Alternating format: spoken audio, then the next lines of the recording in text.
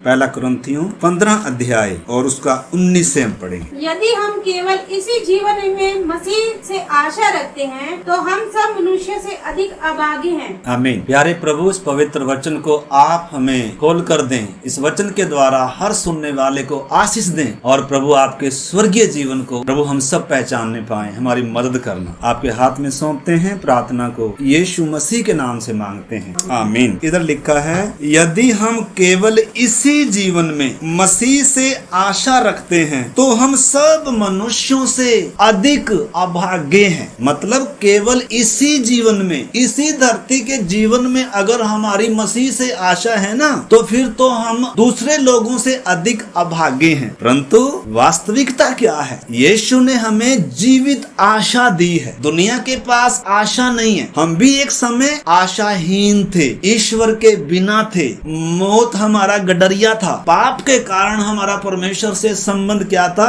टूटा हुआ था। परंतु प्रभु यीशु ने हमें क्या दिया है? अनंत जीवन दिया है, हमें अमरता दी है। इस करके हमने समझना अनंत जीवन का मतलब क्या है, मृत्यु क्या है। 20 से मैं पढ़ता हूँ, लिखा है, परंतु सचमुच मसीह मुर्दों में से जी उठा है। हमारा पुनरुत्थान, यीशु मसीह ने कहा पुनरुत्थान और जीवन मैं ही हूँ। जो मुझ पर विश्वास करता है वो कभी नहीं मरेगा, और अगर मर भी जाए तो भी अनंत काल तक वो जिएगा। तो यीशु पर विश्वास करने का मतलब है, यीशु को ग्रहण करने का मतलब है, हम मौत के पार हो चुके हैं। मौत के पार हम होएंगे नहीं, बल्कि इसी धरती पर मौत के पार हो चुके हैं। यीशु ने हमारी मौत लेकर हमें अपना जीवन दे दिया, हमें अमरता का जीवन दे दिया। तो इधर जी उठने के बारे में बताया जा रहा है कि जैसे यीशु मसीह मरे हुओं में से जी उठा, ऐसे ही हम भी। वास्तव में ये शरीर की मौत, बाइबल इसको मौत नहीं कहती, इसको नींद कहती है, इसको विश्राम कहती है। हमारी बुजुर्ग माता आज विश्राम में चली गई। जैसे रात को एक व्यक्ति सोता है और सुबह उठ जाता है, ऐसे ही जो शरीर की मौत है वो मौत नहीं है, वास्तव में वो एक विश्राम में चली गई। और जब यीशु बादलों पर आएगा, उस समय कौन भी आएगी? हमारी आंटी भी आएगी। और हम सब जो धरती पर जिंदा होंगे, उस समय हम सब भी क्या हो जाएंगे? बदल जाएंगे, और हम सब इकट्ठे प्रभु से मिलेंगे और हम अपने घर जाएंगे। ये है हमारी आशा। दुनिया के पास कोई आशा नहीं है, परंतु धन्यवाद देते हैं, महान प्रभु ने हमें आशा दी है, हमें अमरता दी है, हमें अनंत जीवन दिया है। घास के समान मनुष्य है, पानी के बुलबुले के समान मनुष्य है। अगर हम वचन में देखें, मनुष्य का मूल्य क्या है? बाप के समान, छाया के समान है। थोड़ी देर दिखाई देता है और फिर लोप हो जाता है, दोबारा लौट के नहीं आता। लेकिन जब हम मसीह में विश्वास करते हैं, तो इधर हमारे पुनरुत्थान के बारे में हम जब देख रहे हैं, लिखा है, परंतु सचमुच मसीह मुर्दों में से जी उठा है और जो सो गए हैं उनमें वह पहला फल हुआ।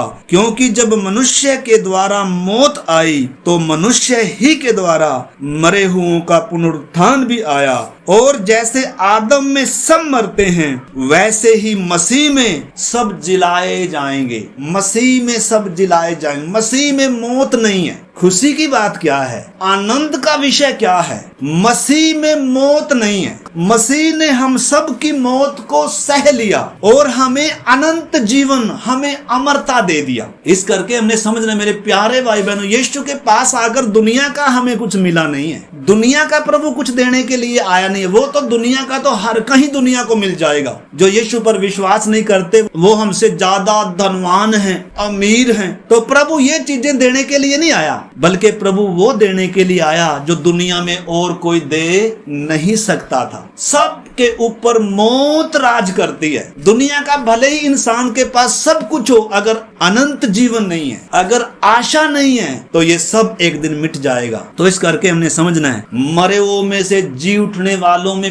पहलोठा है यीशु मसीह। अगर यीशु मसीह जी उठा है तो हम भी जी उठेंगे। इधर वो ही है विषय। अगर यीशु मसीह ना जी उठाओ तो फिर तो हमारा प्रचार झूठा है, हमारा विश्वास करना झूठा है, और हम अभी भी अपने पापों में फंसे हुए हैं, वचन कहता है। परंतु वचन क्या कह रहा है? वास्तव में प्रभु यीशु यीशु मसीह जी उठा है और जो मसीह में सोए हुए हैं सब अपनी अपनी बारी से जी उठेंगे। मेरे प्यारे भाई बहनों, प्रभु यीशु बादलों पर आएंगे और हम सब हमारी बुजुर्ग माता के साथ मिलकर स्वर्ग में अपने घर जाएंगे। अभी हमारी माता विश्राम में गई है। विश्वासी जब इस संसार से जाता है तो विश्राम में जाता है। उसको लेने के लिए स्वर्गदूत आता है, विश्राम की जगह में लेकर जाता है। आप लूका 16 अध्याय में पढ़ सकते हैं। लाजर भले ही गरीब था, घाव से भरा हुआ था, तकलीफ में था, लेकिन स्वर्गदूतों ने ले जाकर उसको विश्राम की जगह में अब्राहम के गोद में उसको रखा और उसके सारे दुख और तकलीफ सब खत्म हो गई।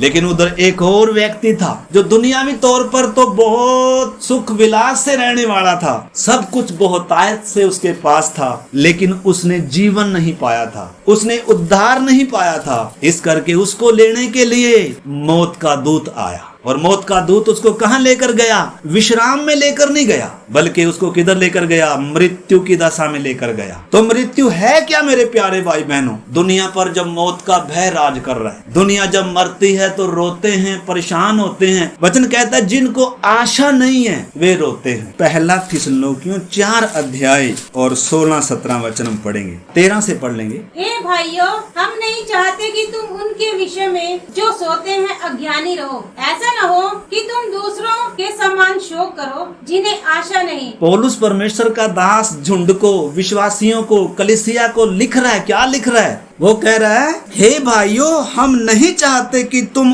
उनके विषय में जो सोते हैं अज्ञानी रहो। कौन? जो सो रहे हैं, जो विश्राम में है। जैसे कल आंटी सवारा देवी विश्राम में चली गई, सो गई, मरी नहीं है वो। मसीह में मौत नहीं है, मसीह में कोई मरता नहीं है। ये दुनिया की भाषा में इसको मौत बोलते हैं। वास्तव में वो अपनी दौड़ पूरी करके और विश्राम में चली गई, अपने सारे कष्टों से, सारे दुखों से, सारी परेशानियों से क्या हो गई? मुक्त हो गई। अब जब यीशु बादलों पर आएगा, हमसे पहले वो क्या होगी? जी उठेगी और हम अगर जिंदा होंगे हम सब भी बदल जाएंगे।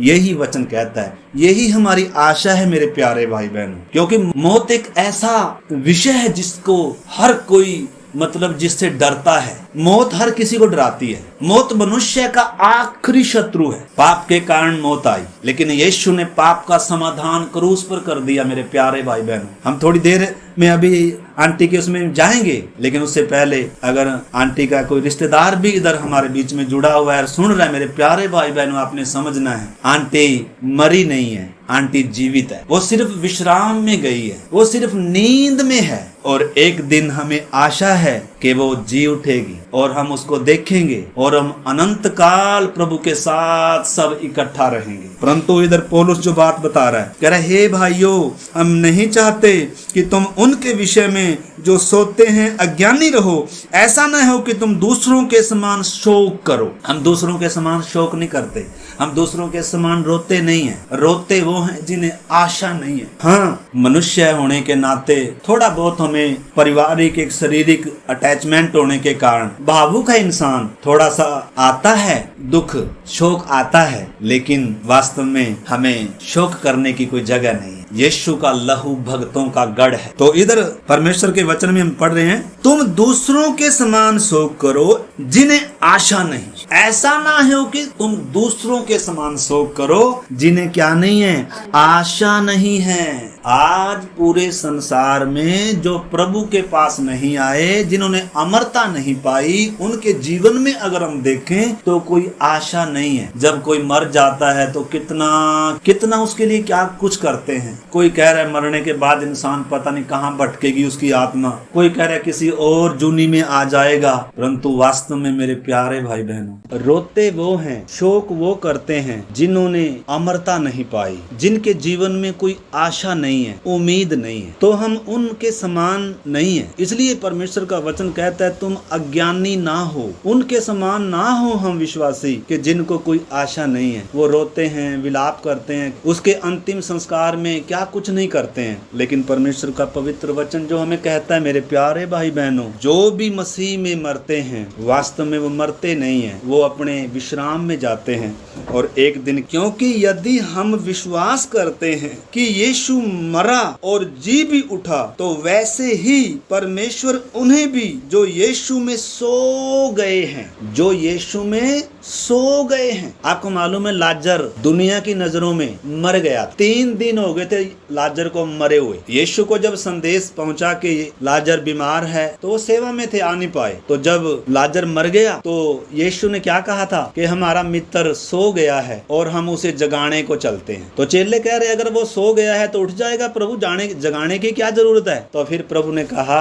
लाजर मर गया है। मतलब प्रभु बता रहा था कि शरीर की जो मौत है, विश्वासियों के लिए जो शरीर की मौत है, वास्तव में ये मौत नहीं है बल्कि वो विश्राम में है, वो सोया हुआ है। और मैं उसको एक दिन क्या करूंगा, मैं उसको जगाऊंगा, जैसे लाजर को जिलाया। लाजर को प्रभु ने कहा हे लाजर निकल आ, और लाजर जो 3 दिन का मरा हुआ था निकल आया। और उसके बाद एक घटना है, एक सरदार की बेटी मरी हुई थी। प्रभु यीशु मसीह ने जाकर कहा लड़की मरी नहीं है, लड़की सो रही है, तुम क्यों विलाप कर रहे हो। उधर के लोग विलाप कर रहे थे, हमारी बच्ची मर गई, हमारी बच्ची मर गई। यीशु ने कहा वो मरी नहीं है, वो सो रही है। और यीशु ने आवाज दिया हे लड़की उठ जा। उसी समय वो लड़की क्या हो गई, उठ गई। एक और घटना थी, एक विधवा का इकलौता बेटा था, वो मर गया और उसको संस्कार करने के लिए लेकर जा रहे थे लोग। और यीशु मसीह उस नगर में सेवा करते करते आ गया और उसने देखा कि सब रो रहे हैं, विलाप कर रहे हैं, क्योंकि मौत एक ऐसा शब्द है जो राज करता है सबके ऊपर। लिखा है एक आदम के द्वारा पाप जगत में आया और पाप के द्वारा मौत आई और मौत सब मनुष्यों में फैल गई और सबके ऊपर मौत राज कर रही है। मौत के आगे कोई पार नहीं कर सका, मौत को कोई हरा नहीं सका। संपूर्ण मानव जाति जितने भी आदम की संतान है सब पाप के कारण मौत के वश में है, परंतु यीशु मसीह ने मृत्यु का नाश कर दिया, क्योंकि वो निष्पाप था, निष्कलंक था। हमारे पापों की सारी सजा उसने उठाई। तो जो यीशु पर विश्वास करते हैं वो मरते नहीं है बल्कि वो विश्राम में जाते हैं। एक दिन आ रहा है, आवाज आएगी और सब मरे हुए जी उठेंगे। यही हमारी आशा है मेरे प्यारे भाई। इसलिए हम दूसरों के समान शोक नहीं करते हैं, इसलिए हम दूसरों के समान रोते नहीं है, क्योंकि रोते वो हैं जिनका कोई मर जाता है, जिनका कोई बिछड़ जाता है, जो फिर कभी मिलेगा ही नहीं, जिनको कोई आशा ही नहीं है, वो विलाप करते हैं। परंतु हम आशा रखते हैं, उम्मीद रखते हैं कि जैसे यीशु जी उठा ऐसे ही हमारी आंटी भी जी उठेगी। जैसे लाजर जी उठा, लाजर तो फिर मर गए, क्योंकि वो सिर्फ प्रभु बता रहा था कि पुनरुत्थान और जीवन मैं ही हूँ। मार्था कह रही थी प्रभु मुझे विश्वास है कि लाजर एक दिन न्याय के दिन जी उठेगा। प्रभु ने कहा न्याय के दिन नहीं, आज ही वो जी उठेगा, क्योंकि पुनरुत्थान और जीवन मैं ही। कह रही प्रभु तो 3 दिन हो गए मरे हुए, उसको तो बदबू आ रही होगी शरीर में से, लेकिन यीशु मसीह के वचन में जीवन है। उसने एक आवाज लगाई और वो मरा हुआ उठकर बाहर आ गया। एक आवाज लगाई, वो लड़की जो मरी हुई थी उठकर खड़ी हो गई। एक अर्थी को छुआ उस विधवा के लड़के को और प्रभु ने कहा हे जवान खड़ा हो जा। और जिसको जड़ाने के लिए लेकर जा रहे थे वो अर्थी पर उठकर बैठ गया। लोगों का विलाप आनंद में बदल गया। जो विलाप कर रहे थे, जिनको आशा नहीं थी, उनको रोना ही पड़ेगा मेरे प्यारे भाई। लेकिन जिनको प्रभु ने अमरता दिया, अनंत जीवन दिया, उनके पास एक आशा है। वो मौत के पार हो चुके हैं, मौत उन्हें सताती नहीं है, मौत का डर उनके ऊपर राज नहीं करता, बल्कि उनके ऊपर अनंत जीवन राज करता है। उनके ऊपर स्वर्गीय जीवन, प्रभु का जीवन राज करता है। वो स्वर्गीय राज्य में सुरक्षित हो चुके हैं, नाश करने वाला हट चुका है। इस करके हमने समझना है हमारी कितनी धन्य आशा हमें परमेश्वर ने दी है। भले हमारे पास दुनिया का सुख साधन नहीं होगा, भले हम किराए के कमरे में रह रहे होंगे, भले हमारे पास पैसा नहीं होगा मेरे प्यारे भाई बहनों, लेकिन हमारे पास वो है जो दुनिया के पास नहीं है। दुनिया के पास कोई आशा नहीं है, एक दिन सब मिट जाएगा। लेकिन मेरे प्यारे भाई बहनों हमने वो पाया है जो हमसे कोई छीन नहीं सकता। हमने अपनी भक्ति से नहीं पाया, यीशु मसीह ने दान के तौर पर, परमेश्वर ने गिफ्ट में दिया है हमें। हमने तो सिर्फ अपने पापों को मानकर, अपने पापों से मन फिराकर यीशु को अपना प्रभु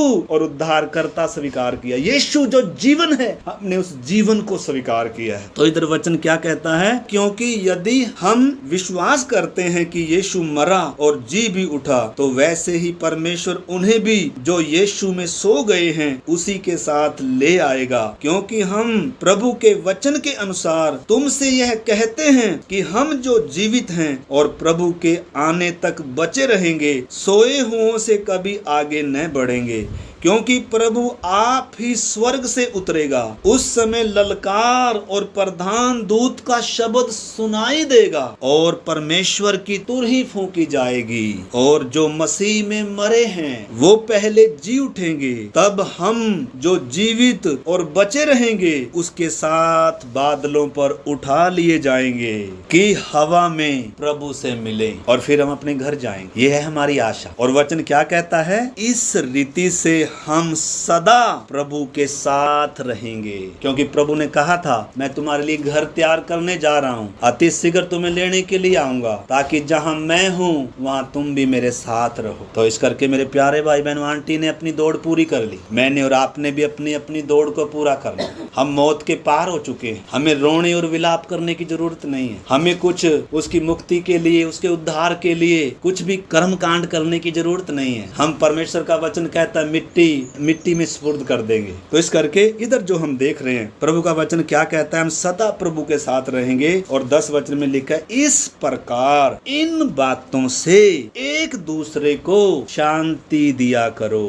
विश्वासी ने विश्वासी को शांति कैसे देना है? जैसे संसार शांति देता है वैसे नहीं, बल्कि जैसे वचन कहता है हमें एक दूसरे को ऐसे शांति देना है। भाई हमारा जो भी बुजुर्ग था, मसीह में मौत नहीं है, मसीह में कोई मरता नहीं है, बल्कि वो विश्राम में गया और एक दिन वो जी उठेगा और हम उसको मिलेंगे, हम उसके साथ रहेंगे। इस करके थोड़ी समय के लिए आंटी सोई हुई है। जैसे रात को एक व्यक्ति सोता है और सुबह उठ जाता है, ऐसे ही सुबह होने वाली है मेरे प्यारे भाई बहनों। जितने मसीह में मरे हैं या बाइबल की भाषा में जितने मसीह में सो रहे हैं वो सब उठ जाएंगे। प्रभु की आगमन में अगर देरी है, अगर हम भी इस संसार में अपनी दौड़ पूरी कर कर चले जाते हैं तो विश्राम में जाएंगे। हमें रोना नहीं है, हमें शोक नहीं करना। जो हमने पढ़ा था 1 कुरिन्थियों 15 अध्याय 50 से पढ़ेंगे। हे भाइयों, मैं यह कहता हूँ कि मांस और लहू परमेश्वर के राज्य के अधिकारी नहीं हो सकते और न नाशवान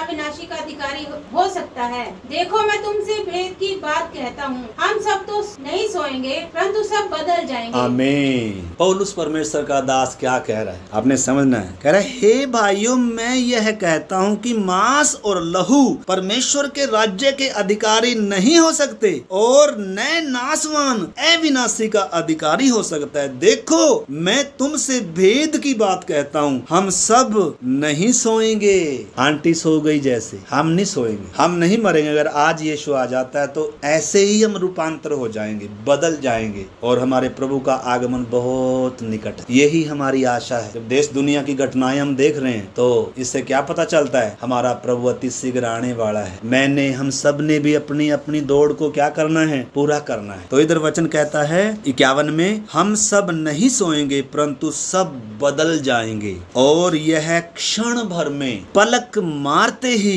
अंतिम तुरी फूंकते ही होगा। क्योंकि तुरी फूंकी जाएगी और मुर्दे अविनाशी दशा में उठाए जाएंगे। अविनाशी दशा, फिर वो कभी मरने के नहीं। लाजर तो फिर मर गया था, वो लड़की भी जो जिलाई थी वो फिर मर गई थी, वो विधवा का लड़का भी जिसको यीशु ने जिलाया था वो फिर मर गया था। वो प्रभु सिर्फ संदेश दे रहा था कि पुनरुत्थान और जीवन मैं ही हूँ। जो मुझ पर विश्वास करेगा उनके ऊपर मौत राज नहीं करेगी। वो सिर्फ विश्राम में जाएंगे और एक दिन मैं उनको उठाऊंगा और वो सब एक दिन बदल जाएंगे और मैं सबको लेने के लिए आऊंगा। यही मेरे प्यारे भाई बहनों प्रभु ने हमें आशा दी है। लिखा है अंतिम तुरी फूंकते ही होगा, क्योंकि तुरी फूंकी जाएगी और मुर्दे अविनाशी दशा में उठाए जाएंगे और हम बदल जाएंगे। क्योंकि अवश्य है कि यह नाशवान देह अविनाशी को पहन ले और मरणहार देह अमरता को पहन ले। और जब यह नाशवान अविनाशी को पहन लेगा और यह मरणहार अमरता को पहन लेगा। तब वह वचन जो लिखा है पूरा हो जाएगा, जय ने मृत्यु को निगल लिया, हे मृत्यु तेरी जय कहाँ रहे। क्योंकि मृत्यु का डंक पाप, परंतु यीशु मसीह ने, मेरे प्यारे भाई बहनों, बहुत सारे वचन हम उनमें नहीं जा रहे। तो 3 प्रकार की मौत है। शरीर की मौत दुनिया की नजर में है। जब परमेश्वर ने इंसान को बनाया मौत नहीं थी, पाप आया तब मौत आई। लेकिन मौत 3 पार्ट में आई। जब परमेश्वर ने उसको कहा कि तुम वाटिका के सब वृक्षों का फल खा सकता है, परंतु भले और बुरे के ज्ञान का जो वृक्ष है, जिस दिन उसमें से खाएगा उस दिन तू निश्चय अवश्य मर जाए। वो आत्मिक मृत्यु के बारे में परमेश्वर कह रहा था। आत्मिक तौर पर इंसान मर गया, आत्मिक मृत्यु है। तो वचन कहता है इफिसियों 2:1 जब हम पढ़ते हैं, हम भी अपने अपने पापों अपराधों में मरे हुए थे, परंतु प्रभु यीशु मसीह ने हमें भी जिलाया। जैसे लाजर को जिलाया था, उसको शरीर में जिलाया था, लेकिन मुझे और आपको, हम आत्मिक तौर पर मरे हुए थे, हमें उसने आत्मा में जिलाया है। पाप के कारण आत्मा मरी हुई थी, परमेश्वर से संबंध टूटा हुआ था, लेकिन यीशु ने हमें आत्मिक तौर पर जिला दिया है। अब मौत हमारे ऊपर राज नहीं करती है। अब सिर्फ हम शरीर से अलग होंगे और वो भी विश्राम होगा। तो पहली मौत तो आत्मिक मृत्यु है और उसके बाद है शरीर की मृत्यु है। परमेश्वर ने आदम को कहा था उत्पत्ति 3:19 में, तो मिट्टी तो है और मिट्टी में ही फिर मिल जाएगा। वो शरीर की मृत्यु के बारे में बताया। शरीर मिट्टी में मिलने जा रहा है। हर किसी का शरीर मिट्टी में मिल जाएगा। हमारी आंटी को भी आज हम मिट्टी में मिला देंगे, मिट्टी के सुपुर्द कर देंगे, क्योंकि ये मांस और लहू स्वर्ग में नहीं जा सकता। परंतु जब प्रभु यीशु मसीह आएगा, उन्हें एक नया शरीर मिलेगा, एक नई देह मिलेगी। तो इस करके बाइबल कहती है, अगर आप 2 कुरिन्थियों 5 अध्याय में पढ़े, 2 पत्रस 1 अध्याय का 13-14 में पढ़े, पत्रस बता रहा है, पौलुस भी बता रहा है कि पृथ्वी पर का डेरा सरीखा घर गिराया जाएगा। इस तंबू के, इस डेरे में हम रहते हैं, ये तंबू है और इसमें से हम जाएंगे। हमें एक नया भवन मिलेगा, हमें एक नया घर मिलेगा और वो अविनाशी होगा। उसके ऊपर नींद का असर नहीं होगा, दुख तकलीफ का असर नहीं होगा। तो इस करके मेरे प्यारे भाई बहनों, हमने समझना है यीशु ने मुझे और आपको क्या दिया है। यीशु मुझे और आपको और दुनिया को क्या देने आया। आज दुनिया को किसकी जरूरत है? धन दौलत तो हर कहीं जाकर मिल जाएगा, लेकिन उद्धार, पापों की क्षमा, स्वर्गीय जीवन सिर्फ यीशु मसीह के पास है। तो क्या आपने स्वर्गीय जीवन पाया? क्या आपने अमरता पाई? हमने समझना है। अगर अमरता पाई है तो हम दूसरों के समान शोक नहीं करते हैं, बल्कि हमें आशा है हम जो विश्राम में चले गए, हम उनको एक दिन मिलेंगे। इधर परमेश्वर का वचन हमने पढ़ा कि जैसे आदम में सब मरते हैं, ऐसे ही मसीह में सब जिलाए जाएं। सब अपनी अपनी बारी से। पहले यीशु जी उठा और उसके बाद कलीसिया जी उठे और उसके बाद एक न्याय सिंहासन रखा जाएगा, उसके बाद फिर जी उठेंगे लोग। तो वो आखिरी वचन हम पढ़ेंगे, वो प्रकाशित वाक्य 20:14 में लिखा हुआ है। लिखा, जिनका नाम जीवन की पुस्तक में लिखा हुआ नहीं मिला, वो आग की झील में डाले गए। वो आग की झील है दूसरी मृत्यु, वो है वास्तव में अनंत काल की मृत्यु। मौत दुनिया पर राज कर रही है। मौत है क्या? एक तो आत्मिक मौत है। जैसे आदम को परमेश्वर ने कहा था जिस दिन फल खाएगा उसी दिन निश्चय मरेगा, उस दिन से मौत राज कर रही है। एक आदम के द्वारा पाप आया और उसके कारण मौत आई और सब पे राज कर रही है। लेकिन जिन्होंने यीशु के द्वारा अमरता पाई, उनके ऊपर मौत राज नहीं करती। तो हमने समझना है, सबसे पहले तो आत्मिक मृत्यु थी। हम अपने पापों अपराधों में हम भी मरे थे, यीशु ने हमें जिला दिया। और उसके बाद है शरीर की मौत। शरीर की मौत एक धर्मी व्यक्ति के लिए, एक विश्वासी के लिए मौत नहीं है, बल्कि शरीर से आत्मा और प्राण का अलगाव है। आत्मिक मौत में परमेश्वर से एक व्यक्ति अलग हो रहा है। शरीर की मौत में शरीर से एक प्राण और आत्मा अलग हो रही है। अलगाव है मतलब। और असली जो मौत है वास्तव में अनंत मृत्यु, एक आत्मिक मृत्यु, एक शारीरिक मृत्यु, एक अनंत मृत्यु। वो प्रकाशित वाक्य 14 में है। वो आग की झील है और जिनका नाम जीवन की पुस्तक में लिखा हुआ नहीं मिला, वो आग की झील में डाले। तो वो है वास्तव में मौत। लेकिन यीशु मसीह ने हमें उस मौत से बचा लिया, हमें आत्मिक मौत से बचा लिया। अगर आज प्रभु आ जाएगा तो शारीरिक मौत से भी हम बच गए और उसके अलावा उस अनंत मृत्यु से भी परमेश्वर ने हमें क्या कर लिया? बचा लिया है। आज सिर्फ हम आंटी को, आंटी नहीं है वो, आंटी का बदन है, वो तंबू है जिसमें वो रहती थी। आंटी चली गई, आंटी का वो शरीर है, सिर्फ वो तंबू है। पौलुस भी कह रहा है, पत्रस भी कह रहा है, मेरे कूच करने का समय आ पहुंचा है और पृथ्वी पर का जो मेरा डेरा सरीखा ये घर है, ये शरीर है, इस तंबू के गिराए जाने का समय आ गया। परंतु प्रार्थना करने से पहले हमने समझना है यीशु मसीह ने मुझे क्या दिया है। यीशु मसीह के पास पास आकर क्या मिलता है? यीशु के पास आकर वो मिलता है जो और कहीं नहीं मिलता। शायद धन दौलत ना मिले, क्योंकि ये देने के लिए प्रभु नहीं आया। ये तो हर कहीं मिल जाएगी। ये तो टाटा अंबानी के पास है, ये तो दुनिया के हर धनवानों के पास धनवान है, लेकिन उनके पास शांति नहीं है, उनके पास आशा नहीं है। परंतु अगर मेरे और आपके पास यीशु मसीह है तो हमारे पास आशा है, हमारे पास अनंत जीवन है। मेरे प्यारे भाई बहनों, हमसे इस जीवन को कोई छीन नहीं सकता, परंतु दुनिया के पास जो है उनसे सब कुछ छीन लिया जाएगा। मौत आती है और सब कुछ छीन कर ले जाती है। आइए हम उस महान प्रभु को धन्यवाद करें और आइए हम भी अपनी दौड़ को पूरा करें। आइए हम प्रार्थना। हालेलुया। प्रभु कहता है इन्हीं बातों से एक दूसरे को शांति दिया करो। हम उनके समान रोते ना रहें जिनको कोई आशा नहीं है, हम उनके समान शोक ना करें जिनको कोई आशा नहीं। प्यारे प्रभु, हम धन्यवाद करते हैं, आज आपने हमें वचन दिया। प्रभु, उस अमरता में हमें जीने के लिए हम सब की सहायता करें। हम सब भी प्रभु अपनी अपनी दौड़ को पूरा करें, आपके आगमन की बाट जोएं और हम अपने घर के लिए तैयार हो जाएं। हमारी आंटी आज हमारे बीच में नहीं है, चली गई। प्रभु अभी थोड़ी देर में उनके शरीर को मिट्टी में सुपुर्द करेंगे। प्रभु जी, उसके लिए भी आप हमारी सहायता करना। जो भी शोकित परिवार है, दुखी परिवार, रिश्तेदार है, प्रभु जी, हम प्रार्थना करते हैं आप उन्हें भी शांति देना, तसल्ली देना। प्रभु जी, सब आपके हाथ में सौंपते हैं। आगे का सारा समय भी प्रार्थना करते हैं, आप हमारी मदद करना। धन्यवाद, सारा आदर महिमा हम आपको देते हैं और प्रार्थना को हमारे उद्धारकर्ता प्रभु यीशु मसीह के नाम से मांगते हैं, आमीन। तो सब लोग प्रार्थनाओं में याद रखें, उनके शोकित परिवार को प्रभु शांति दे और वो भी सत्य को पहचान लें, वो भी अमरता और अनंत जीवन को प्राप्त करें। अब हमारे महान प्रभु यीशु मसीह का अनुग्रह और पिता परमेश्वर का प्रेम और पवित्र आत्मा की संगति और सहभागिता हम सबों के साथ, दुनिया भर में प्रभु के लोगों के साथ, हमारे महान प्रभु यीशु मसीह के आगमन तक होती रहे। आमीन।